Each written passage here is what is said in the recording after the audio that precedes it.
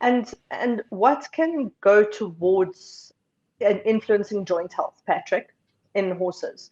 So I know some breeds, I remember Um, speaking to breeders years ago, and they would say, well, all warm bloods have OCDs, and obviously heavier yeah. horses, work surfaces. What kinds of things influence that? Okay, so the obvious things are workload and age. The cartilage becomes more brittle with age, and that brittleness can be hurried along by an excessive workload. That's pretty obvious. But yes, there are lots of things that will affect it on a more subtle basis. Things like foot balance. If your foot balance is incorrect, you're going to end up with uneven loading of that simple diagram that you put up earlier.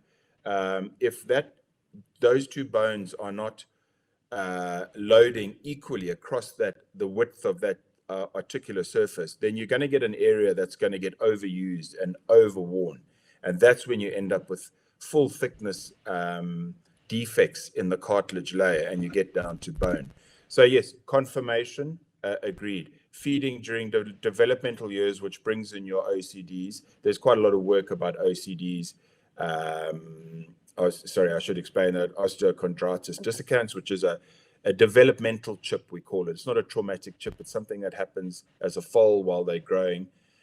Weight of the horse is important. The level of work that they're doing, The high and impact managing a or horse's career. Agreed. Agreed. So horses that are good jumpers, we don't want them jumping 3 or 4 times a week. When they know how to jump, they know how to jump, and you keep that workload to a minimum to reduce the negative impact of that repetitive loading of the joints.